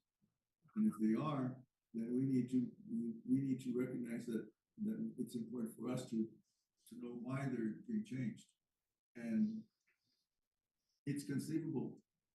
Then we could say maybe we don't want to do that. What alternatives do you have? Is that intruding into administrative prerogative about these things? You can do what you desire, but we also have to fund it. So if we feel that that some reorganization we don't consider it to be in the best interest, then you need to say, okay, well, maybe I ought to come back and rethink this. Or just in the dialogue, we can just discuss it together and plan and say, okay, why don't we do it this way? Or one of the board members would come up with an alternative. I'm trying to think of anything else. Bottom line, we have to come to agreement with the regular education classroom teacher. And that's fairly easy to do because you can go by your enrollment, your membership, and say, okay, they're gonna have to lose this many because we don't have enough kids. It also could be something to change, like kindergarten, we may end up getting influx. So then in August, they're gonna tell us, we're gonna have to rethink this, and that's happened. We've been sometimes short on kindergarten teachers. And so we know that we can adjust it.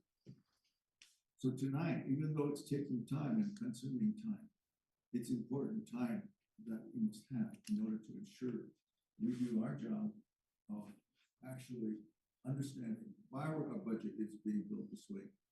How is the funds going to be expended? What additional changes are going to make? I can only see it that way as being viable for us to, and for me to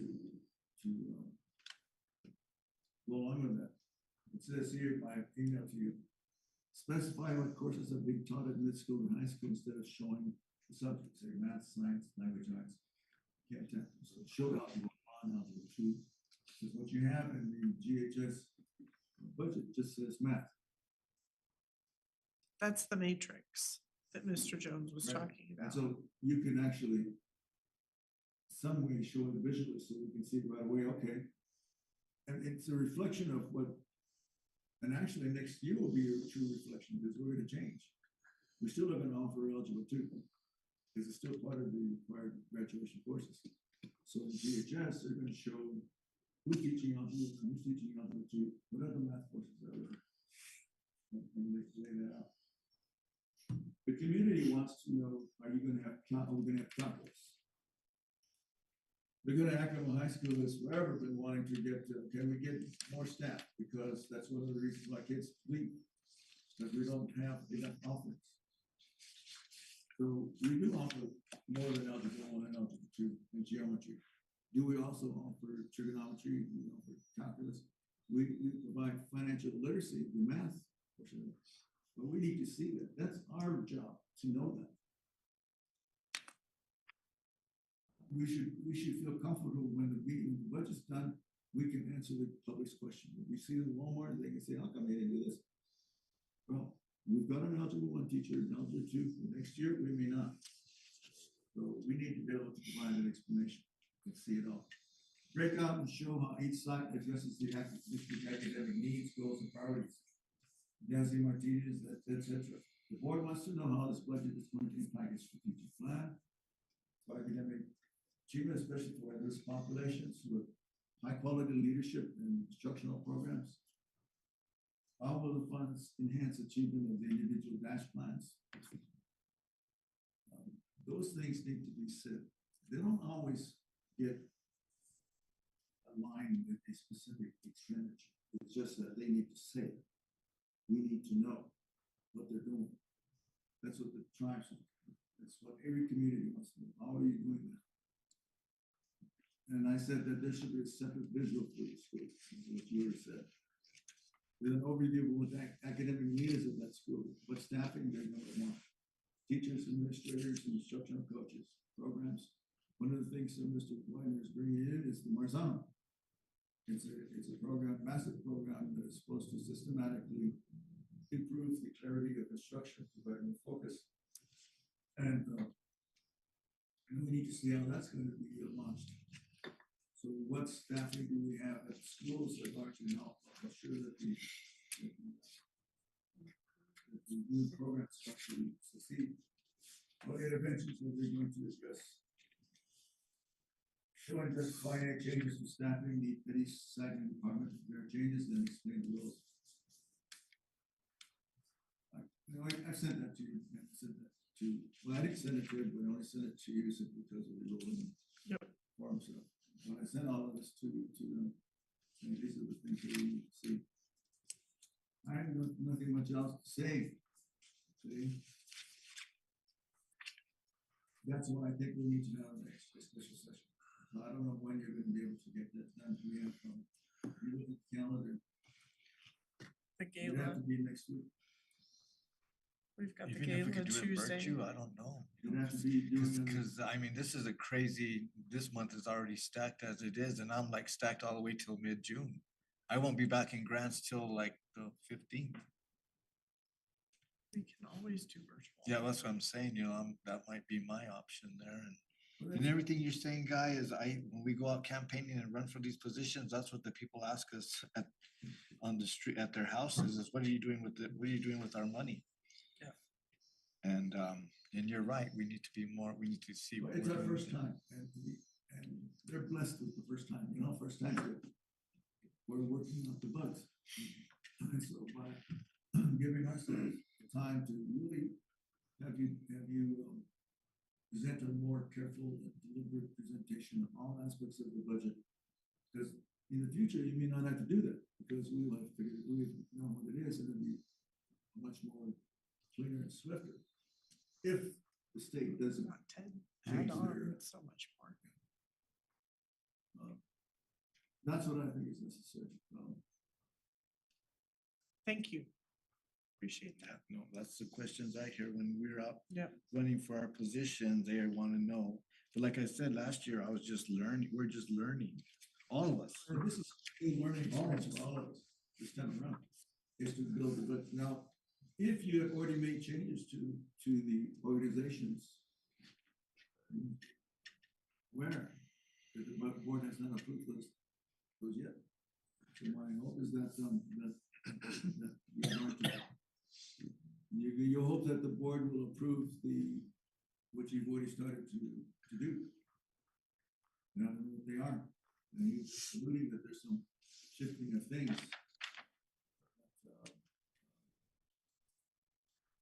Positions that you're thinking through as to whether or not you're going to fill or revise at the central office, that's what I'm saying. Will those revisions constitute a new position? If they are, then we need to know what those are. Are there job descriptions for those? Instructional coaches.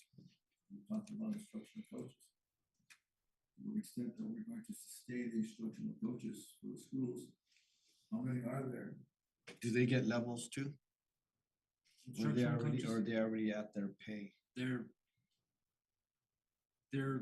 paid on their levels, based They're on their certified teachers. teacher levels, yeah. Yeah, they're certified teachers, they get part of the, they're part of the, collective bargaining agreement for compensation of certified instructors.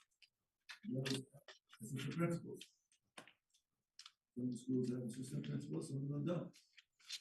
We need to know that, and you need to explain to us. Certain ones have them, why others don't. That's easy to do. Thank you. Can I interject something and ask a question? Yes, ma'am. Because I think we're beating a dead horse here. I'm going over the same thing over and over again. Again. But He's got his whip and spurs and everything. I know. Okay, so I guess the question would be to Mr. Jones. Do you understand what we are asking for the information to provide us so we can make a conscious and adequate acceptance of the budget? Otherwise, if you don't understand, then we're going to have to go into more lengthy explanation, especially from Dr. Guy. But if you're certain you know what we need and what we want and what has to be done, then just going over and over the same thing again and again, we're getting nowhere. So I guess my question is to Mr. Jones, do you know what we want? Are you clear as what kind of information we're asking for in order to approve a budget? And I understand, some of us, like Walter said, he's not going to be here, but he can always zoom in. But we have to have, like with myself, I have to have a full understanding of where these line items are going, what's been expenditure, what are we doing to cover the shortfall? Do we anticipate higher attendance and all these other questions that Dr. Guy brought up? Otherwise, we're kind of not going anywhere. Yes. You're certain you know what Dr. Guy wants and what I want and what's going to be helpful to Ms. Jones, Ms. Lee, and Mr. Jaramillo to help them better understand the budget process. Yes. So can we conclude with that and give him the opportunity to do that? And maybe present it to us ahead of time. Well, we get it ahead of time from Ms. Tully. So that way that will at least suffice us for now.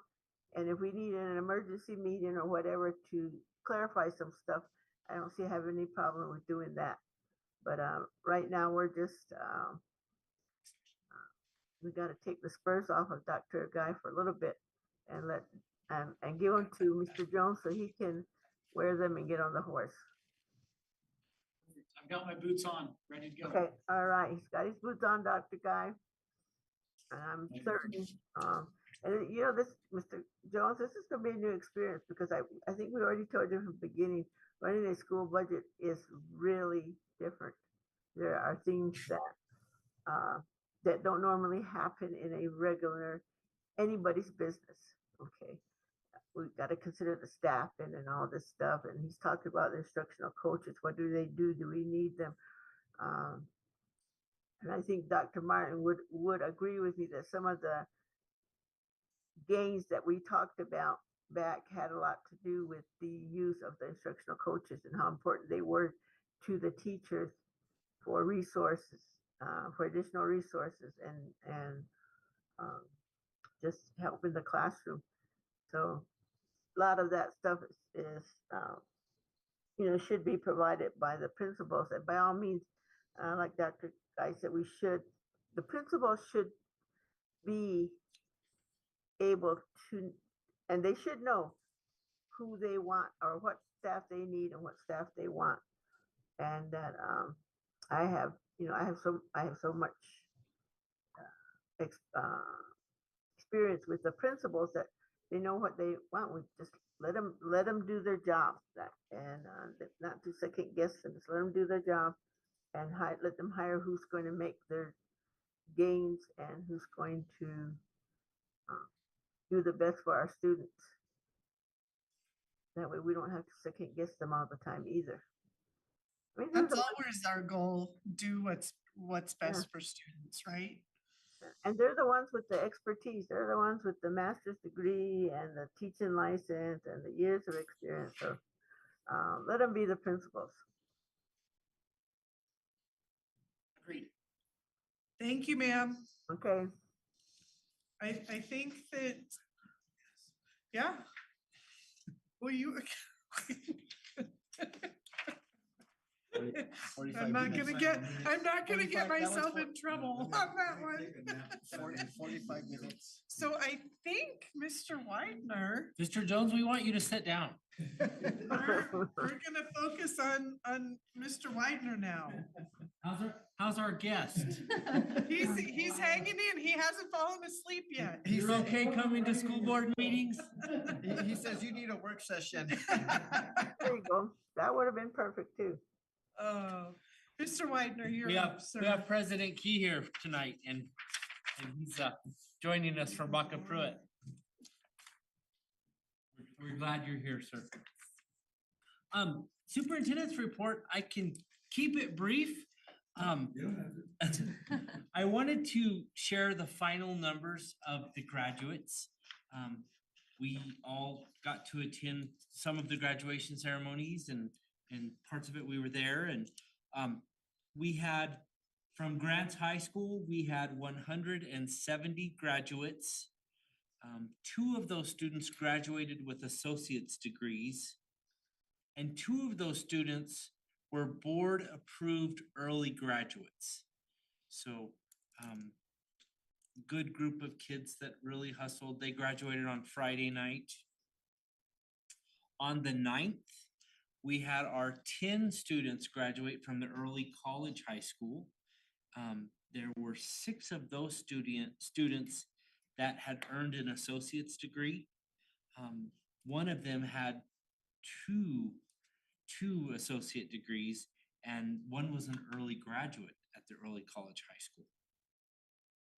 And then Laguna Acama's graduation was on Saturday.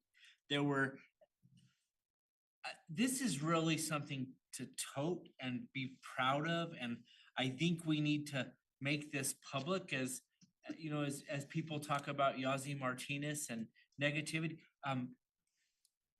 The class of 2025 at Laguna Acoma High School had a 100% graduation rate. So all 54 of those kids started school together 4 years ago. They graduated together, and that was pretty impressive for those kids. So we're super proud of that. And so I wanted to share that with you. We had a great group graduate in 2025, and it takes a village. It takes all of us to get those kids there, and so we're very proud of our kids. Our staff appreciation gala will be next Tuesday on the 27th, and this will be the second annual gala. There's an invitation Right here. in your packets. And I have given out a form if you are going to go. I've sent it out, but you can also fill it out if you, I passed you in. if you It's want that to. one, I have your Mr. folder. Ortiz. You know, That there's one also is that the too. RSVP for the Yeah. gala. If you're planning to attend the gala, we will recognize our retirees. We'll recognize our employees that have 5, 10, 15, 20, 25, 30, all the way up to 50 years of service to the district. And so let me know if you would, you're all invited to attend. We're gonna have a great supper, dinner, and music and What time? it's Ooh, at DJ. 6 p.m. on the 27th at the Knights of Columbus, Mrs. Daly. And we would love for you, Miss Turley has done a PSA, so we can be together and You're 10 year one too. Have you been here for 10 years? 8. 8. Guy, 10? How long have you been here? Years? Has worked since 2015. You're on a 10? Pretty great. so, and then finally, right now there are events going on in all of our schools. Yesterday I was in 3 different schools.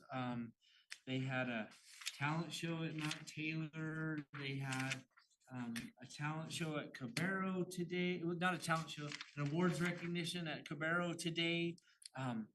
There's the moving up ceremony at Los Alamitos will be on Thursday. Students at secondary levels are taking finals and finishing up their grades. And so lots of things happening, lots of events. I did neglect to realize that we usually always early release on the last day of school. And so when I did my newsletter this week, I didn't put that out. And so this morning I worked with transportation and we'll be early releasing on Friday. So students will go home at 12:45 and 1 p.m. on Friday. And then we'll start summer school right after Memorial Day. And we'll be ready to we've got some really good summer programs planned and happening and lots of engagement, and so that's kind of where we're at right now. It's a crazy busy week, but it's a good week. And that kind of took care of announcements. Yes, that kind of covered the announcements there. And I really wanted to get our future agenda items in sync, and so we definitely need to work on the budget, Dr. Guy, and maybe we need to have a work session, and we do need a work session. That's an excellent idea. And we want to present the assessment data for IMASA, NAMASA, and so we need to have that as a future agenda item. Sorry. Mr. Jaramillo, I think you've been asking for PSFA project updates. And I need to make sure that we have that and kind of what we're doing there. we have had it on our agenda item that we want to consider avid district-wide. And so I will share information. GHS has had it for the year and so we need to provide feedback as to how successful it's been as a program. We have a set of bleachers that are not put together that are sitting out here next to the Pirate Stadium. And so we need to talk about what we want to do with those bleachers. We need to have a conversation about SFE and the contract for SFE before we start the new fiscal year.